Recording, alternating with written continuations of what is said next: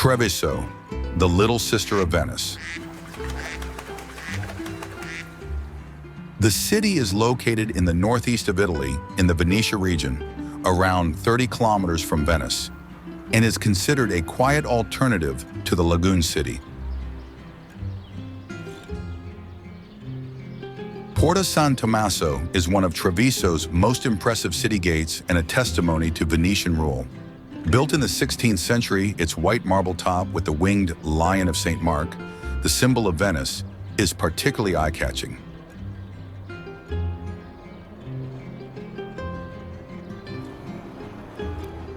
The Old Town is characterized by historic buildings and narrow alleyways lead to the Monastery of San Francesco.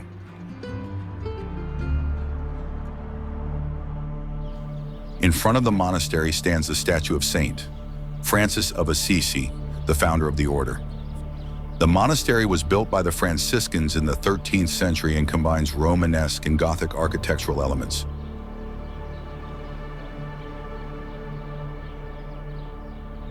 A cloister, characteristic of Franciscan monasteries, frames the green inner courtyard. A quiet retreat that invites you to reflect.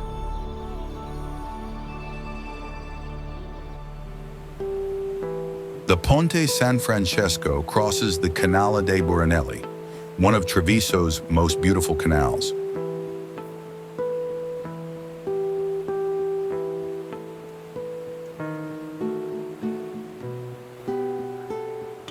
It was named after the merchants from Burano, who once transported and sold their goods here.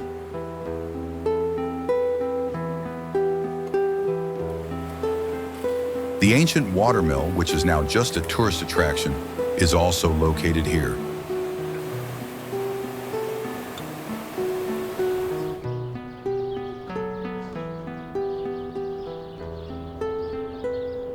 Crossing the picturesque Via Campana with its historic buildings and another small bridge, we reach Piazza San Vito.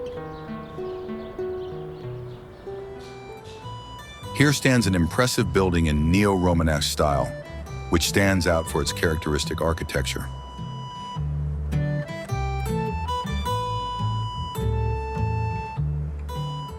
It was designed by architect Luigi Candiani, who was responsible for numerous buildings in Treviso.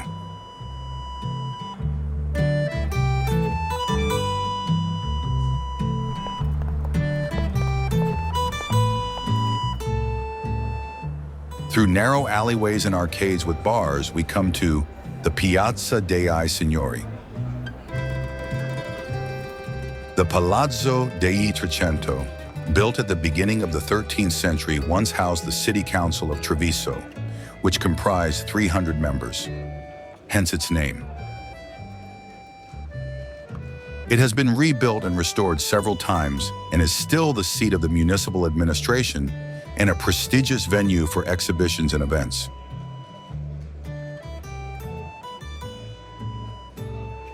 On the east side, the palace borders the Plaza dell'Indipendenza.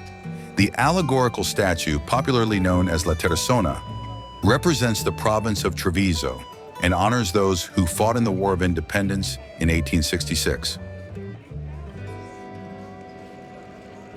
Under the arcades, there are nice bars and restaurants that invite you to linger.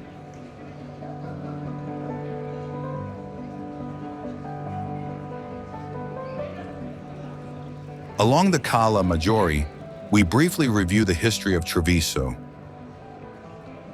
It dates back to ancient times. The city was founded by the Etruscans, conquered by the Romans, who used it as a military base, and developed into an important trading center. Treviso flourished in the Middle Ages and became part of the Republic of Venice. The city was known for its textile and leather trades. After the fall of the Republic of Venice in 1797, the city fell under the rule of Napoleon and later under the Austrian Empire.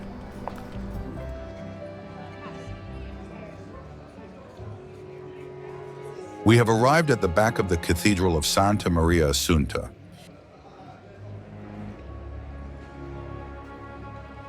Here you can clearly see how different architectural styles have merged over the centuries. Here you can see a mixture of Romanesque, Gothic, and Baroque styles, while the front with its monumental row of columns is reminiscent of ancient temples and was only designed in the 19th century according to a design by the architect Antonio Selva.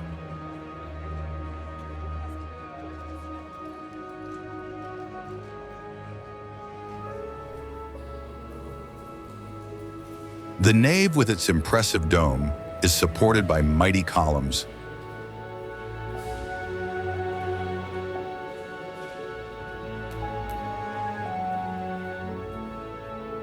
The cathedral's main altarpiece, the Transfiguration of Christ, was created by Giovanni Antonio de Sacchis, known as Il Pordenone, a masterpiece of the Renaissance.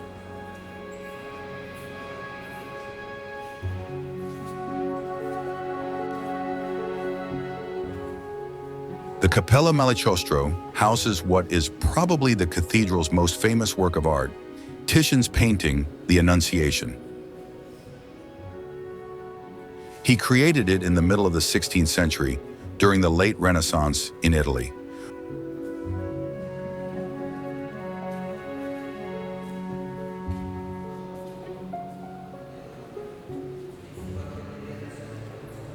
The crypt, which was built in the Romanesque style between the 11th and 12th centuries, contains the tombs of important Treviso bishops.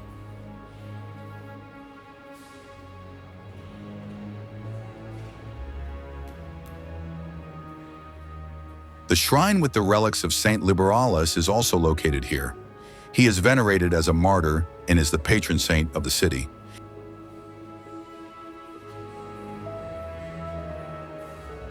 Important fragments of frescoes show the artistic development and religious context of different eras, from Romanesque to Gothic and Renaissance.